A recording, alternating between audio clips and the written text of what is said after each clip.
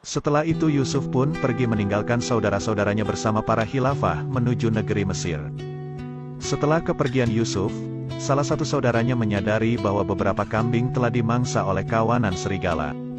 Mereka pun saling menyalahkan karena kejadian ini, dan Lavi mengungkapkan bahwa mulai sekarang, kita harus siap ditimpa banyak bencana karena telah menyakiti adik kita.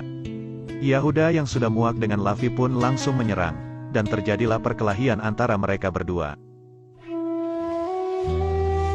Sementara itu di rombongan Khalifah, salah seorang di sana menyadari bahwa Yusuf telah hilang dan tidak ada di antara para rombongan yang lain.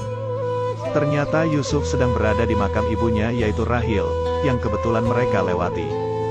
Orang yang disuruh untuk menjaga Yusuf pun menemukannya di sana, dan langsung memukul Yusuf karena sudah membuat dia cemas. Dia sangat marah karena majikannya dulu juga sering berkata bahwa Yusuf sering kabur dari mereka. Ketika dia akan memukul Yusuf lagi, tangannya merasa kesakitan dan tidak bisa digerakkan sama sekali. Hal itu membuat Malik bertanya-tanya, apa yang sebenarnya telah terjadi. Setelah dia mengetahui bahwa pria itu sakit setelah memukul Yusuf, Malik kembali menanyakan tentang siapa Yusuf sebenarnya, karena Yusuf mengatakan kalau dia sedang berdoa di makam ibunya. Dan menurut Malik para budak seharusnya tidak memiliki makam yang ditandai apapun, apalagi sebuah nisan. Dan ketika Yusuf tahu jika Malik ini adalah keturunan dari Nabi Ibrahim dan menyembah Tuhan Yang Maha Esa, Yusuf hampir saja mengatakan jika dia juga keturunan dari Nabi Ibrahim. Tapi dia kembali teringat pesan dari malaikat Jibril untuk mengatakan bahwa dia adalah anak sumur. Malik juga meminta agar Yusuf memaafkan orang yang telah memukulnya tadi. Yusuf mengatakan bahwa dia dididik untuk tidak membenci orang dan akan memaafkan orang tadi. Di sisi lain, saat para saudara sampai di Kan'an, Yakub kembali bertanya kepada mereka, apakah mereka menemukan Yusuf? Dan ketika ia menyadari bahwa Yahuda dan Lavi terluka, dia mengatakan bahwa belum apa-apa serigala yang melukai Yusuf kemarin, sudah saling melukai kembali. Kembali pada khilafah yang sedang beristirahat, Malik mengungkapkan banyak hal aneh yang terjadi saat mereka menuju Mesir. Mulai dari badai yang membuat mereka tersesat, hewan yang berhenti di sumur yang seharusnya airnya payau tapi ternyata airnya tawar, sampai menemukan budak yang akan dijual mahal nantinya. Ia berpikir bahwa semua itu memanglah kehendak Allah Subhanahu wa Ta'ala. Sementara itu Yusuf terus memperhatikan orang yang memukulnya tadi sedang berdoa kepada Tuhan Ashitar, sesembahannya, dan meminta pertolongan kepadanya. Yusuf pun mulai berdoa kepada Allah untuk menyembuhkan tangan orang tadi, dan mulai memijat tangan orang itu. Dengan kehendak Allah, tangan orang itu sembuh dan kembali seperti semua. Orang itu pun langsung kaget dan menanyakan apa yang telah kamu lakukan, hingga membuat tanganku sembuh. Padahal Malik juga sering memijatnya tapi tidak berpengaruh sama sekali. Salah satu sahabat Malik yang dari tadi memperhatikan itu pun heran dengannya, dan menanyakan apa yang kamu lakukan tadi saat menatap langit. Apakah kamu penyembah bintang? Jawaban Yusuf tentang Tuhannya membuat sahabat Malik itu terkejut dan kagum, karena Yusuf yang masih kecil memilih Tuhan yang lebih hebat daripada Tuhannya, dan orang-orang lain. Orang yang tangannya sembuh itu pun langsung meminta maaf kepada Yusuf, karena tadi siang dia telah memukulnya. Yusuf sebenarnya rela dipukul oleh orang itu, jika nantinya dia akan mendapatkan hidayah dari Allah. Sahabat Malik tadi, juga memimpikannya Yusuf jika saat dalam melewati ladang yang tandus, ladang itu langsung ditumbuhi tanaman yang hijau, dan di atas kepala Yusuf ada awan yang memayungi dari terik matahari. Hal itu membuat dia mulai bertanya-tanya, siapakah sebenarnya Yusuf ini? Siang harinya, kejadian tadi malam itu diceritakan kepada Malik, tapi Malik mengira bahwa dia sembuh karena Yusuf sudah memaafkannya. Tapi sahabatnya mengira bahwa Yusuf ini adalah salah satu wali dari Tuhan.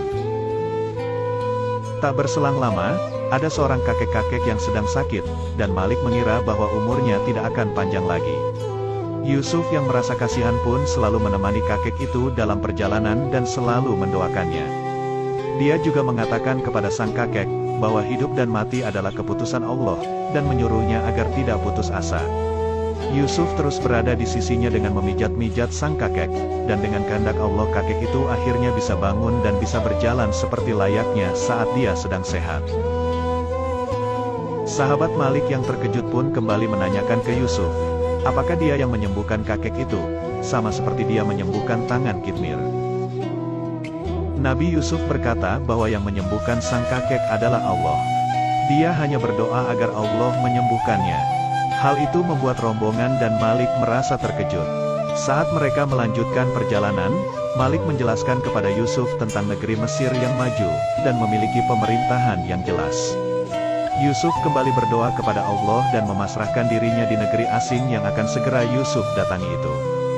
Singkat cerita, mereka akhirnya tiba di perbatasan negeri Mesir yang dijaga oleh tentara penjaga. Yusuf merasa pakaian mereka sangat aneh. Malik pun menjelaskan, jika penutup kepala itu membuat mereka jadi mirip seperti ular, karena negeri Mesir dikenal sebagai negeri ular. Dan penduduk Mesir percaya bahwa negeri mereka dijaga oleh seekor ular yang besar. Yusuf juga kembali terkejut melihat banyaknya ternak di sana, dan air yang mengalir begitu banyak di sungai. Tapi itu semua hanya dimiliki oleh para dewa dan penguasa Mesir, bukan dimiliki oleh orang-orang biasa. Karena penduduk di sini hanyalah pekerja saja, dan tidak memiliki apa-apa. Belum apa-apa Yusuf sudah menyindir dewa Mesir dengan membandingkan dengan Tuhannya yang menciptakan segala sesuatu, tapi bukan untuk dirinya. Mereka pun juga tertawa mendengar perkataan Malik yang juga mengatakan, bahwa para dewa di sini mempunyai ternak, istri, bahkan anak-anak. Dan ternyata di negeri Mesir orang yang berakidah tauhid adalah tindak kriminal. Malik berpesan kepada Yusuf, jangan sampai dia membicarakan dewa Mesir, apalagi menghinanya. Malik juga mengatakan kepada sahabatnya, bahwa Yusuf akan segera dijual di pasar budak, dan mereka akan mendapatkan keuntungan yang sangat besar. Namun sahabatnya berpikir bahwa seharusnya mereka tidak menjual Yusuf. Setelah para khilafah sampai di kota Tebs, Yusuf terus terpana melihat keindahan kota yang belum pernah ia lihat sebelumnya. Malam harinya saat mereka beristirahat, sahabat Malik kembali menanyakan siapa sebenarnya Yusuf. Dia juga mengatakan bahwa Tuhan-Tuhannya amat lemah dibandingkan dengan Tuhan Yusuf. Dia juga mulai penasaran dengan Tuhan Yusuf itu, dan meminta Yusuf untuk menceritakan tentangnya. Dan pada akhirnya dia juga ingin beriman kepadanya dan meninggalkan Tuhan-Tuhan sebelumnya. Yusuf berkata, bahwa dia sebenarnya sudah beriman kepada Allah, karena dia sudah bisa menjelaskan tentang keagungan dan kekuatan Allah pada Yusuf. Dan terlebih lagi dia menganggap lemah Tuhan-Tuhan sebelumnya yang ia sembah. Itulah keimanan sejati, kata Yusuf. Lagi-lagi dia menanyakan siapa sebenarnya Yusuf karena dia menganggap Yusuf lebih mulia dari mereka semua.